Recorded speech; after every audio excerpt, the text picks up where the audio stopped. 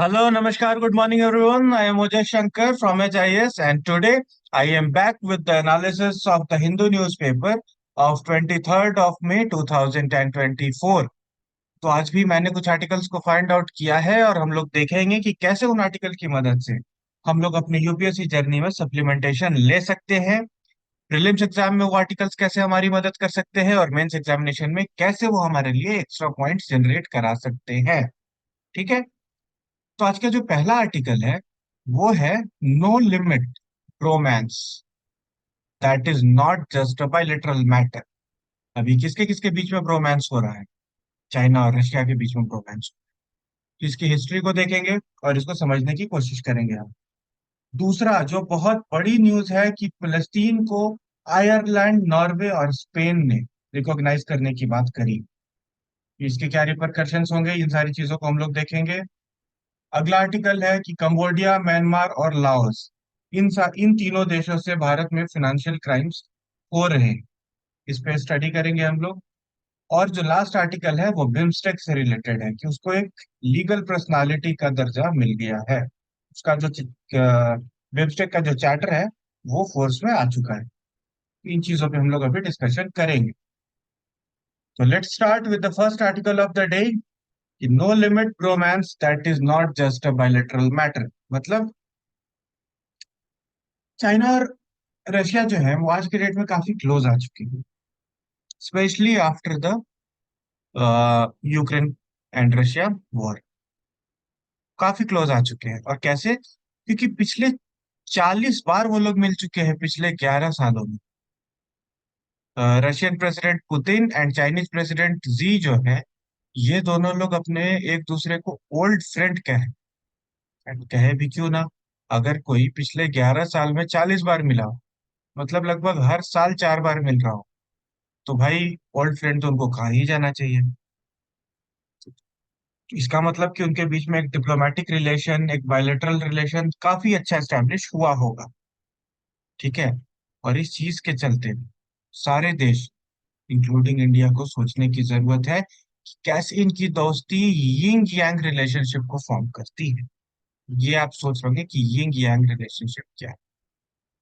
आपने ये वाला एक चाइनीज सिंबल देखा होगा, इधर साइड में ऐसे कलर्ड होता है और इधर साइड व्हाइट होता है एक तरफ।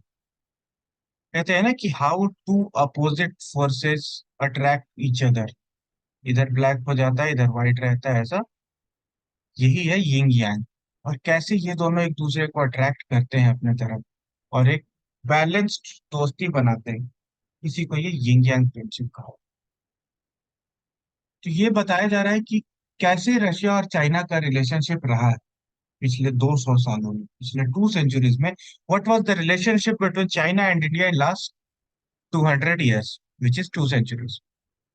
So the writer wants to say that the relationship has been in at least 5 phases. 5 phases में रहा. And the first phase start with the Tsarist Russia that took advantage of weak China.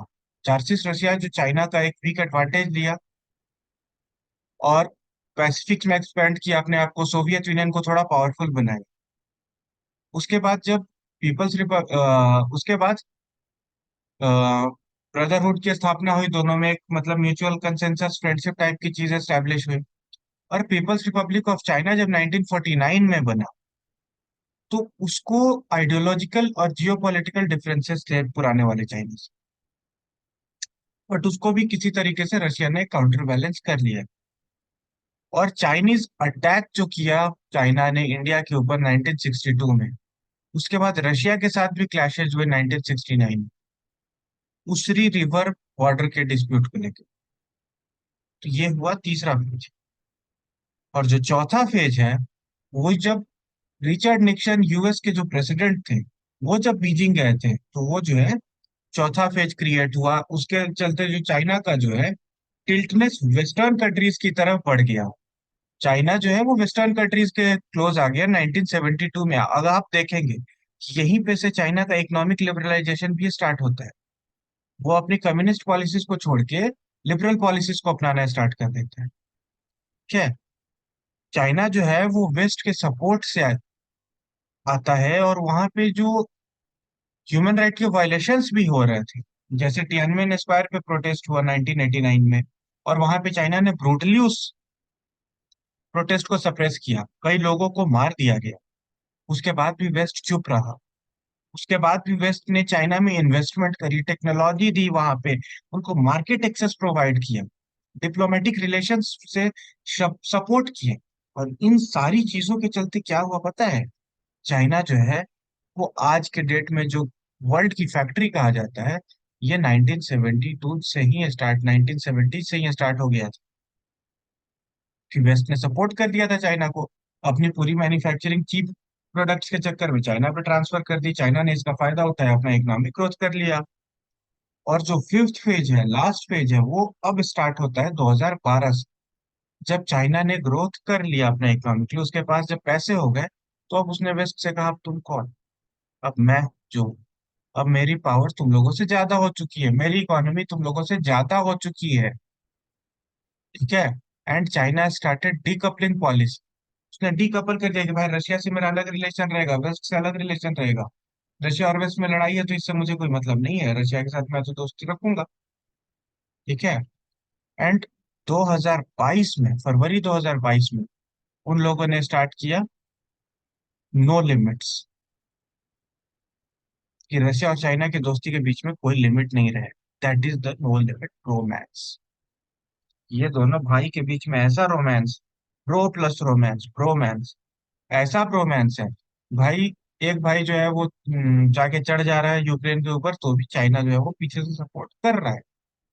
क्योंकि जब Russia के ऊपर पूरी दुनिया के sanctions लग चुके, उसके बाद भी रशिया सस्टेन कर रहा है, दैट मीन्स उसको कुछ तो सपोर्ट है ना बैकग्राउंड। इंडिया तो सिर्फ ऑयल खरीद रहा था, बट बाकी चीजों में चाइना उसको पूरी तरीके से सपोर्ट कर। और इस चीज के चलते वेस्ट कितना भी ट्रिगर हो, China doesn't care, because China की इकोनॉमी पूरे वेस्ट से बढ़ी है। बहुत पावरफुल है वो लोग। और वेस्ट जो है वो चाइना पे डिपेंडेंट है, चाइना नहीं डिपेंडेंट है उतना आज के डेट में। उसने डिपेंड करवा लिया है पूरे वेस्ट। चाइना जो है वो क्रूड ऑयल भी ले रहा है रशिया से, बाकी चीजों का भी सप्लाई कर रहा है। और इसी के साथ साथ देखिए कैसा, मतलब कैसे चाइना ने अपना डिपेंडेंस बनाया है वेस्टर्न वर्ल्ड के ऊपर, कि इतने चीजों के बाद भी 575 बिलियन का ट्रेड वो यूएस के साथ भी कर रहा है। ठीक है। रशिया जितना ट्रेड कर रहा है उससे दोगुना ट्रेड यूएस के साथ भी कर। तो सोचिए आप कि इसने किस तरीके से डिप्लोमेसी को डिफाइन किया है। और चाइना के साथ रशिया का 118 बिलियन का ट्रेड, और इंडिया और रशिया का जो है वो 66 बिलियन के आसपास का ट्रेड। इस तरीके से ये ट्रेड को अपने ना एक डिप्लोमेटिक टूल की तरह यूज कर रहा है। इस तरीके से रशिया ने, सॉरी चाइना ने अपने लिए एक बढ़िया बेहतरीन जाल बुन लिया है अपनी डेमोक्रेसी, अपने डिक्टेटरशिप काइंड ऑफ, क्योंकि सिंगल पार्टी डेमोक्रेसी को डिक्टेटरशिप भी कह सकते हैं आप। कम्युनिस्ट पार्टी ऑफ चाइना के अलावा कोई पार्टी तो है नहीं वहां पे। ठीक है। इन सारी चीजों को आप देख सकते हैं कि कैसे एक रशिया और एक चाइना, ये दोनों मिलके अपने आप को पावरफुल बना रहे हैं। और चाइना कितना दिमाग लगा के बाकी वेस्टर्न कंट्रीज के साथ भी ट्रेड करके अपना काम चलाए जा रहा है। अब इन दोनों ने, रशिया ने और चाइना ने 7,000 वर्ड का ज्वाइंट स्टेटमेंट भी निकाला, कैसे वो अपने bilateral economic financial military ties को आगे बढ़ाएंगे। ऑल्दो जो एंटोनी ब्लिंकन है, यूएस के सेक्रेटरी ऑफ स्टेट, उन्होंने मना किया, वार्न किया चाइना को कि रशिया की मदद मत करो, पर चाइना ने सुनी ही नहीं। और चाइना इज एक इमर्जिंग पावर, चाइना की इमर्जिंग पावर है आज के डेट में। ठीक है। इंडिया स्पेसिफिक कोई इशू पे तो बात नहीं करी, बट यूनाइटेड नेशन के रिफॉर्म और इन सारी चीजों को लेके भी बात किया, but China just being China, उन्होंने कहा कि भाई तुम्हें जो करना है करो, हम अपने हिसाब से नहीं चलेंगे। ठीक है। इंडो पैसिफिक स्ट्रेटेजी को लेके कि भाई इंडो पैसिफिक में शांति होनी चाहिए, क्या होनी चाहिए, चाइना बोले ठीक है हम अपने हिसाब से देख लेंगे क्या होना चाहिए। तो चाइना के पास भी पैसा है, चाइना के पास सपोर्ट है रशिया का, बहुत सारे देशों को उसने फंसा रखा है, बहुत सारी जगहों पे उसका भाई मिलिट्री कैंप उसने स्टैब्लिश कर लिया है। ठीक है। उसको जिन चीजों का रॉ मटेरियल चाहिए होता है वो रशिया से ले लेता है। अफ्रीका के इतने सारे देश हैं वो सब दे देते हैं। तो बहुत सारी चीजें चाइना के फेवर में है आज के डेट में, हम लोग माने या ना माने। बहुत सारे मिनिलेटरल या मल्टीलेटरल ऑर्गेनाइजेशन है, जैसे एक हमारा ब्रिक्स जिसमें इंडिया भी है, संघाई कॉपरेशन ऑर्गेनाइजेशन, 109 मेंबर का एशियन इंफ्रास्ट्रक्चर इन्वेस्टमेंट बैंक, और 147 कंट्रीज का बेल्ट एंड रोड इनिशिएटिव। इन सबको लीड चाइना कर रहा है डायरेक्टली और इनडायरेक्टली। सब में इंडिया है, बहुत सारों में है। मतलब बेल्ट एंड रोड में तो नहीं है, बट बाकी तीनों में है, ब्रिक्स में है, संघाई में है, एआईआईबी में है। बट चाइना का भी शेयर है वहां। इन चीजों के चलते भाई चाइना नहीं दबने वाला है आज के डेट में। ठीक है, ये सच्चाई है। इस चीज को हम लोग डिनाई नहीं कर सकते हैं। इस चीज को हम लोग डिनाई नहीं कर सकते। अब इससे इंडिया पे क्या इम्पैक्ट पड़ता है? इंडिया पे ये इम्पैक्ट पड़ता है कि जो डेप्थ है, ड्यूरेबिलिटी है अभी करंट फेज की, कि इंडिया भी अभी स्ट्रांग लीडरशिप के साथ है, पूर्ण बहुमत की सरकार है अभी तक हमारे यहाँ पे। 4 जून को देखिए, उम्मीद है कि अच्छी सरकार ही बनेगी। ठीक है। इंडिया ने डिप्लोमेटिकली अपने आप को बहुत अच्छा ग्रो किया है। उस फेज में भी, उन सारी चीजों के होते हुए भी, चाइना जो है वो भारत के साथ तो हमेशा एक क्लास में ही रहता है। और रशिया जो है, वो इंडिया का one of the major defence supplier. और चाइना के साथ इंडिया का ट्रेड है ही है। इन दोनों चीजों को इंडिया को बैलेंस करके चलना होगा। अपनी ऑटोनॉमी को भी मेंटेन करना होगा। और उन पे जो डिपेंडेंस है वो तो अब धीरे धीरे हमें फेज आउट करनी होगी, और कर भी रहे हैं। डिफेंस मैन्युफैक्चरिंग में इंडिया ने पहले से अपने आप को बहुत इंप्रूव किया है। बट हमारा ट्रेड डिफिसिट चाइना के साथ, इस चीज को रिड्यूस करने की हमें जरूरत है। क्योंकि अगर आपका ट्रेड डिफिसिट उसके साथ ज्यादा रहेगा तो आप हमेशा उसके प्रेशर में तो रहोगे ही रहो। क्या है? क्योंकि कोल्ड वॉर के टाइम पे क्या हुआ था, इंडिया ने नॉन अलाइनमेंट की पॉलिसी को फॉलो किया था, नैम बना था। और थर्ड वर्ल्ड सॉलिडारिटी के रूप में इंडिया को जाना गया था। आज के डेट में भी इंडिया एक वॉइस ऑफ ग्लोबल साउथ बन के तो उभर ही रहा है। बट इंडिया आज के डेट में ना स्ट्रैटेजिक ऑटोनॉमी को फॉलो करता है, कि भाई हमें जिससे फायदा होगा हम उसके तरफ जाएंगे। ठीक है। स्ट्रैटेजिक ऑटोनॉमी को इंडिया फॉलो कर, इंडिया को यही चीज पे फोकस करना चाहिए और अपने ट्रेड को जो है इम्प्रूव करने की जरूरत है। And that is the end of first article. Now moving on to second article. और ये बहुत बड़ी न्यूज है ग्लोबल पॉलिटिक्स में, कि आयरलैंड, नॉर्वे और स्पेन फॉर्मली रिकॉग्नाइज करने जा रहे हैं फिलिस्तीन। मतलब कैसे करने जा रहे हैं? यूएस का प्रेशर है कि नहीं है, क्या है भाई? कैसे ये लोग कर पा रहे हैं? इसराइल इन पे प्रेशर नहीं बना पा रहा है, या इसराइल के ऊपर इन लोगों ने बहुत ज्यादा प्रेशर बना दिया है? क्या इसको हम लोग फलस्तीन की डिप्लोमेटिक जीत कह सकते हैं? इस पर हम लोग अभी डिस्कशन करते हैं। कि देखो, आयरलैंड, नॉर्वे और स्पेन कहाँ कहाँ पे है? ये हो गया आपका आयरलैंड। ठीक है। इधर में हो गया आपका स्पेन, और आपका यहाँ पे हो गया नॉर्वे। ठीक है। आयरलैंड, नॉर्वे एंड स्पेन, ये तीनों देश हैं। ये तो स्कैंडिनेवियन कंट्री है, one of the most developed country of the world. Ireland जो यूके के पास में है, ये भी डेवलप्ड कंट्री है। और स्पेन, स्पेन खैर यूरोप की उतनी डेवलप्ड कंट्रीज नहीं है, but still it is a developed country. इसे डेवलप्ड कंट्री और भी है, बट स्टिल। ठीक है। इन तीनों देशों ने रिकॉग्नाइज करने की बात की है फलस्तीन। अब ऑब्वियस सी बात है भाई, फलस्तीन को रिकॉग्नाइज करने की बात करेंगी इजराइल, तो भाई शांत नहीं बैठेगा इस चीज पे। क्योंकि भाई इजराइल का अभी तक यही पॉलिसी रहा कि किसी तरीके से वो फलस्तीन को साइडलाइन करके चले। ठीक है। कोई देश फलस्तीन को रिकॉग्नाइज ना कर। अब इन तीनों देशों ने तो रिकॉग्नाइज करने की बात कही है, और कहा है कि 28 मई को ये लोग ऑफिशियली रिकॉग्नाइज कर लेंगे। इसराइल ने इसके रिएक्शन में क्या किया है कि अपने एम्बेसडर्स को वहां से वापस बुला लिया। ठीक है।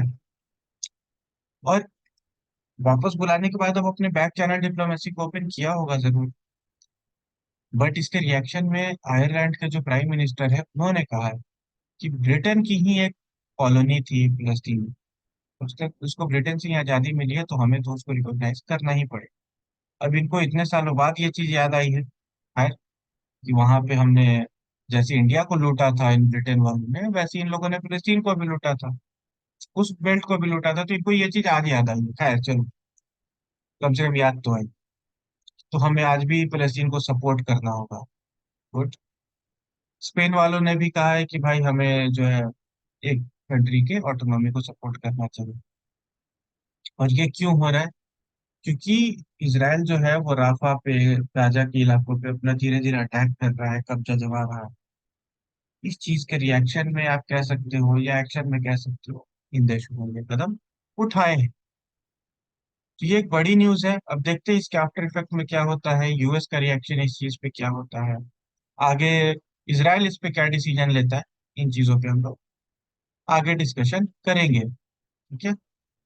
इन तीनों देशों की लोकेशन आपको याद रहनी चाहिए, और इसके आसपास की वाटर बॉडी, जैसे यहाँ पे जिब्राल्टर बे है, ठीक है, ये वाला जो पोर्शन है ये आपको याद रहना चाहिए। ये नॉर्दर्न सी का रीजन याद होना चाहिए। इन सब चीजों को आप लोग एक बार देख लेंगे। बाल्टिक नेशंस कौन कौन से हैं बाल्टिक सी के आसपास, ये मैप को देखना बहुत जरूरी है, मैप से क्वेश्चंस आते ही हैं। Now the third article of the day, Cambodia, Myanmar and Laos emerges as a hub of organised financial crimes. पहले हम लोग देखते हैं ये तीनों देश हैं कौन।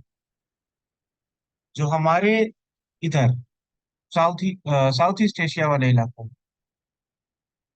Laos, Myanmar, Cambodia, Thailand, Vietnam, ये सारे जो देश, ये एशियान कंट्रीज, इन्हीं में से ये जो तीन देश हैं, इन तीन देशों में आज की डेट में सबसे ज्यादा फाइनेंशियल फ्रॉड की एक्टिविटीज हो रही है इंडिया के खिलाफ। कहाँ कहाँ? Laos, Myanmar and Cambodia. जिसमें से म्यांमार जो है वो इंडिया के साथ बॉर्डर शेयर करता है, इंडिया की बॉर्डरिंग कंट्री। लाओस और कंबोडिया जो है, ये बाकी ये जो दोनों देश, Laos is a landlocked country. इन तीनों कंट्रीज में ऑनलाइन फ्रॉड हो रहा है, और वो ऑनलाइन फ्रॉड इंडिया के खिलाफ हो रहा है। मतलब जैसे आप लोगों ने देखा होगा ना कि आपके मोबाइल पे कोई लिंक आया, आपने उस पर क्लिक किया और आपके अकाउंट से पैसे, आपके पास कोई कॉल आया कि भाई इस नंबर पे जल्दी से यूपीआई करो, आपके किसी जानने वाले का एक्सीडेंट हो गया है, वो हॉस्पिटलाइज है, और आपने बिना सोचे हुए उस टाइम पे उस नंबर पे पेटीएम या फोन पे या यूपीआई किसी तरीके से भी कर दिया, और उस चीज के चलते आपके पैसे चले गए। बाद में आपको पता चला कि ये जो बात थी वो झूठ बात। और भी इस तरीके के अनगिनत क्राइम्स, फाइनेंशियल फ्रॉड्स जो हो रहे हैं, ये सब का एक ईपी सेंटर म्यांमार, कंबोडिया और लाओस बन गया। और इसमें जो वेब एप्लीकेशंस यूज हो रहे हैं वो चाइनीज लैंग्वेज में कोड किए गए। मतलब चाइनीज ने उसको उनको कोड किया है, और चाइना का उससे एक इंटरलिंकेज है। तो हम लोग ये कह सकते हैं कि चाइना का भी यहाँ पे कनेक्शन है। मतलब म्यांमार, लाओस, कंबोडिया और चाइना, ये चाइना हर चीज में इंडिया के पीछे पड़ा हुआ है। बिकॉज इसको फियर है कि इंडिया अगर पावरफुल बन जाता है, जो कि बनेगा ही बनेगा, तो फिर चाइना की ऑटोनॉमी को, चाइना के आर्बिट्रेरियस को जवाब देने के लिए कोई एक खड़ा हो जाए। ठीक है। जो सीईओ है Indian cyber crime coordination centre के, राजेश कुमार, उनका कहना है कि 1776, 1776 करोड़ रुपीस का घोटाला हुआ है पिछले 4 महीनों, 2024 के 4 महीनों में 17,000 करोड़ का घोटाला हो चुका है, which is a huge number. और इसके चलते क्या आपको डिजिटल अरेस्ट, स्टॉक मार्केट का स्कैम हो जाए, इन्वेस्टमेंट का स्कैम हो, या रोमांस वाली चीज कोई, मतलब न्यूडिटी, ये सब शो करके आपके ऑनलाइन व्हाट्सएप पे या आपके ईमेल आईडी के थ्रू कैसे भी कर सकते हैं हम, बहुत सारे तरीके हैं इसके। इवन आर्टिफिशियल इंटेलिजेंस का यूज भी इसमें होता है, और इन सब का यूज करके वो इस तरीके से कर रहे हैं। ठीक है। और बहुत सारे बैंक अकाउंट है, 3.25 लाख म्यूल बैंक अकाउंट है 559 एप्स हैं और 30,000 से ज्यादा यूआरएल हैं जिनको ब्लॉक किया गया है पिछले 4 महीनों में। अब सोचो इतनों को ब्लॉक किया गया है तो होंगे क्या। और लगभग 5.5 lakh sim card, 80,000 IMEI number, इन सबको भी सस्पेंड किया गया है। 3,401 व्हाट्सएप अकाउंट, इनको भी सस्पेंड किया गया है। सोचो जब इतने सस्पेंड हुए हैं तो होंगे कितने ज्यादा। और इसमें बहुत सारे इंडियंस भी इन्वॉल्व, कुछ तो विलिंगली इन्वॉल्व है और कुछ लोग अनविलिंगली इन्वॉल्व है कि उनको फेक प्रॉमिस के बेसिस पे डेटा एंट्री का जॉब देंगे, इस बेसिस पे वहां पे बुलाया गया थाईलैंड म्यांमार उधर साइड में कहीं पे, और उनकी ह्यूमन ट्रैफिकिंग की गई, जबरदस्ती ले जाया गया, या बहुत लोग विलिंगली भी गए और इस काम में जाके इन्वॉल्व। कुछ लोगों ने इसके खिलाफ अपना आवाज भी उठाई, तो उन लोगों के साथ बहुत सारा अत्याचार हुआ, आपने सुना होगा कि वहां पकड़ के रख लिया गया। ये सारी चीजें भी हुई। तो हमें अब ये समझ के रहना है कि भाई ये तीनों देश में ये चीज हो रही है, वो बात तो ठीक है, बट ऐसा कोई भी कॉल आए, ऐसा कोई भी अननोन मैसेज आए तो आपको अपनी ओटीपी मतलब वन टाइम पासवर्ड शेयर नहीं करना है, किसी अननोन लिंक पे क्लिक नहीं करना है, अपने बैंक डिटेल्स शेयर नहीं करने हैं। ये सारी चीजों को आपको ध्यान में रखने की जरूरत है। Okay, so moving on to the last article of the day. और लास्ट आर्टिकल है कि BIMSTEC gets legal personality after charter comes into force. BIMSTEC को लीगल पर्सनालिटी का दर्जा मिल गया है, ठीक है, जब से उसका चार्टर मार्केट में आया है। तो बिम्स्टेक क्या है? बिम्स्टेक का फुल फॉर्म है bay of Bengal initiative for multi sectoral technical and economic cooperation, BIMSTEC. इसका फाउंडिंग मेंबर इंडिया है। और इसमें कौन कौन से मेंबर्स हैं ये देखिए। India, Nepal, Bhutan, Bangladesh, Sri Lanka, Myanmar, Thailand, ये सारे जो हैं उसके मेंबर्स हैं। अब उसको जो है ना लीगल पर्सनालिटी का स्टेटस मिल गया है। और इससे क्या होगा? इससे ये होगा कि ओपन टू न्यू मेंबर्स हो गया है। कोई और नया मेंबर भी इसको ज्वाइन कर सकता है as a member, as an observer state, ठीक है। और इसका जो फर्स्ट चार्टर है वो 20 मई को फोर्स में आया है। ये बात बताई हमारे ministry of external affairs. Okay, जो फिफ्थ समिट हुआ बिम्स्टेक का उसमें इसको लीगल पर्सनालिटी का दर्जा दिया गया है। एक स्ट्रक्चर डिप्लोमेटिक डायलॉग और इसको अदर ग्रुप की तरह बनाया जाए। एक्चुअली इसको 1997 में ही बना दिया गया था, बट इसको फॉर्मली एक्सेप्ट करना बहुत टाइम तक ये ठंडे बस्ते में पड़ा रहा, क्योंकि मैक्सिमम कंट्री जो है बिम्स्टेक में वो सार्क की कंट्रीज है। बट इंडिया बिम्स्टेक पे फोकस इसलिए कर रहा है क्योंकि यहाँ पे पाकिस्तान नहीं है। तो इस चीज के चलते बाकी देशों के साथ अपने बढ़िया रिलेशन डेवलप करने के लिए इंडिया और बाकी सारे देश इंडिया के साथ बेहतर रिलेशन डेवलप करने के लिए बिम्स्टेक का एक सहारा लेंगे। Prosperous, peaceful and sustainable neighbour, and BIMSTEC reflect the synthesis of neighbourhood first and act east policy. अब आप देखिए, बिम्स्टेक में जो भी कंट्रीज हैं, या तो ये हमारे ईस्ट साइड वाली कंट्रीज हैं या हमारे नेबरिंग कंट्रीज, इनके साथ एक अच्छा रिश्ता डेवलप करने के लिए बिम्स्टेक का एक बहुत इंपॉर्टेंट रोल है इंडिया के लिए। और इसको लीगल इंस्टीट्यूशन का फ्रेमवर्क मिल जाने के बाद एक डीपर इंटीग्रेशन बनेगा इस रीजन में, बाकी देशों के बीच में बढ़िया रिलेशन का कायम हो पाएगा। और भी देश, मान लिया कि लाओस, कंबोडिया, वियतनाम, इन देशों को भी अब हम लोग जोड़ सकते हैं। और भी एशियन कंट्रीज को इसमें हम लोग जोड़ लेंगे। मालदीव को भी लेके आएंगे कि चलो भाई तुम भी आओ। चाइना का इन्फ्लुएंस है तो उसको काउंटर करेंगे ना हम लोग, छोड़ थोड़ी सकते हैं, ठीक है। बिम्स्टेक को वैसे तो 1997 में बनाया गया था, बट उसको फॉर्मल कॉन्सेंसस नहीं मिल पा रहा था सारे मेंबर्स का। बट अब उसको फिफ्थ समिट जो हुई है उसमें इसको फॉर्मल कंसेंसस मिल गया है। बांग्लादेश, भूटान, श्रीलंका, नेपाल, थाईलैंड, म्यांमार और इंडिया, इन लोगों ने कॉमन चार्टर पे एक्सेप्टेंस अपनी दिखा दी। इसलिए अब हमारे लिए बिम्स्टेक काफी इंपॉर्टेंट हो जाता है। बिम्स्टेक पे क्वेश्चन भी पहले आ चुके हैं, तो आपको इस चीज को याद रखना है, मेंबर कंट्रीज को याद। इसके साथ आज का हमारा डिस्कशन खत्म होता है। आपको सेशन कैसा लगा ये आप कमेंट सेक्शन में बता सकते हैं। कोई फीडबैक देना हो तो वो भी बता सकते हैं। कल फिर इसी टाइम पे आपके साथ कल के एनालिसिस के साथ मिलूंगा, तब तक के लिए have a great day. Signing out, वो जय शंकर।